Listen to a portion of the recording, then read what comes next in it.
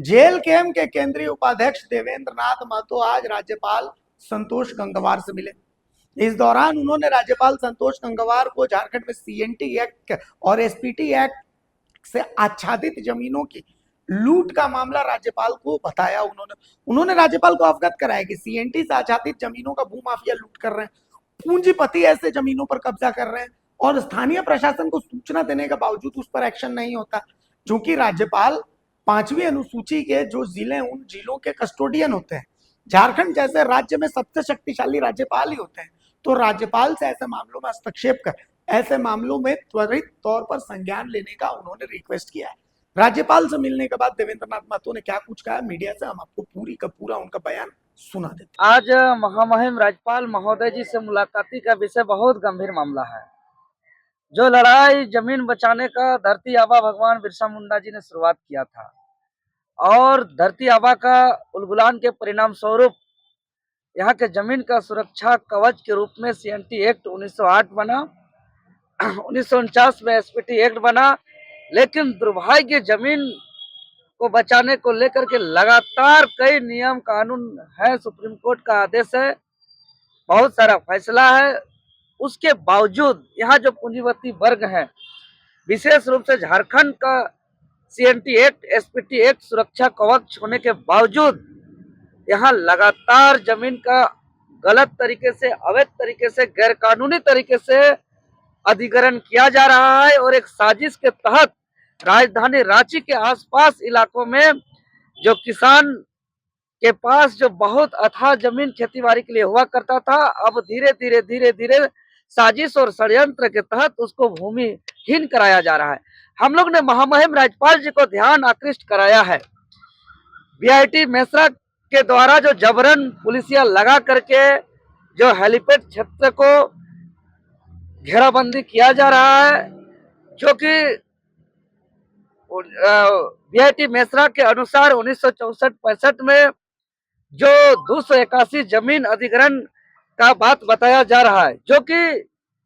BIT Mesra के पास किसी भी प्रकार का दस्तावेज नहीं है और रैयत करेंट समय में भी वो लगान भर रहे हैं, रसीद कटा रहे हैं और उनके पास ये खतियान है, रसीद है, सारा दस्तावेज है, लेकिन ना प्रशासन ना सरकार कहीं भी गुहार लगा रहे हैं, कहीं से रैयतों का बात सुना नहीं जा रहा है और जबरन एक नक्शा के माध्यम से जो है कि अधिग्रहण पुलिसिया ताकत से जो मीडिया में जा रहे हैं तो उनका कैमरा को तोड़ा जा रहा है, उनका माइक को छीना जा रहा है और लाठी के दम पे दिन और रात उसका अधिग्रहण कराया जा रहा है, जिसका ध्यान आकर्षण हम लोग ने महामहिम राज्यपाल को कराया। इतना ही नहीं, आप लोग देख रहे हैं कि बुकरू चाबा नगरी मौजा में 500 प्लस एकड़ जमीन, जिसमें आदिवासी जमीन, सीएनटी एक्ट का जमीन, भूहरी का जमीन लगातार जो है कि माफियाओं ने अपने ताकत से अधिग्रहण किया जा रहा है। अभी रिम्स 2 के नाम से नगरी मौजा में जो बिरसा एग्रीकल्चर यूनिवर्सिटी के पास बिना दस्तावेज, और वो लोग खुद आरटीआई के जवाब में बताते हैं कोई दस्तावेज नहीं है, और वह 227 एकड़ जमीन जो वहाँ खेती बाड़ी करते थे,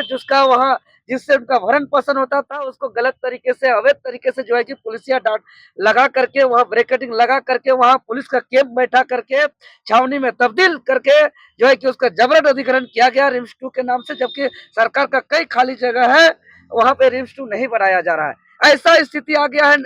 नगरी मौजा में, जो कल का दिन में जातीय स्थानीय प्रमाण पत्र बनाने के लिए भी उनके पास कोई जमीन नहीं बच पा रहा है। यही कहानी है हरातू मौजा टाटी सिलवे का, जो रेलवे के माध्यम से अधिग्रहण किया जा रहा है और रेलवे को जब दस्तावेज मांगा जा रहा है तो रेलवे का या बीआईटी मेसरा का या रिम्स 2 का या बिरसा एग्रीकल्चर यूनिवर्सिटी का या धुरवा का, एचएससी का, ये सारे लोगों का यही कहना है कि हम लोग के पास कोई दस्तावेज नहीं है। ये सारे जो भूमि अधिग्रहण किया गया है वो सरकार के द्वारा किया गया है। आप भू अर्जन के पास जाइए और भू अर्जन के पास जाते हैं, उनका भी कहना है कि हम लोग के पास कोई दस्तावेज नहीं है और रैयत के पास सारा दस्तावेज है। और हरातू का मामला पे भू अर्जन का कहना है कि 6-7 एकड़ का दस्तावेज है अधिग्रहण का रेलवे के नाम से, और 6-7 एकड़ के जगह जो है कि रेलवे इंजीनियरिंग के माध्यम से, इंजीनियरिंग नक्शा के माध्यम से रेलवे कहता है कि मेरे पास 35-36 एकड़ है, लेकिन उस जमीन को नापने जाते तो 77 एकड़ है। राज्यपाल ने क्या कहा? लिया है क्योंकि चारों तरफ जो है कि जमीन का लूट जिस रफ्तार से हो रही है, यह बहुत चिंता का विषय है, उन्होंने बताया है। और उन्होंने सारे मामलों को फिर से समय लेकर के पूरा संपूर्ण दस्तावेज के साथ लाए हैं। और उन्होंने हमारे साथ जो है कि यहाँ के एसडीओ महोदय को फोन के माध्यम से उनके सहयोगी के द्वारा फोन कराया गया और ये तमाम दस्तावेज का जानकारी प्राप्त करने के लिए उनको मांगे हैं। और साथ ही साथ जो पुलिसिया रवैया अपनाया जा रहा है, पहले इनका जांच किया जाए, इनका दस्तावेज जो बोलेगा उनका जमीन होगा। और हम लोग पढ़ते हैं सीएनटी एक्ट के धारा 49 में, और जो भूमि अधिग्रहण 2013 के धारा 101 में भी है कि अगर कोई भी जमीन अगर सरकार के द्वारा अधिग्रहण किया भी गया है और 5 साल के अंदर अगर वो काम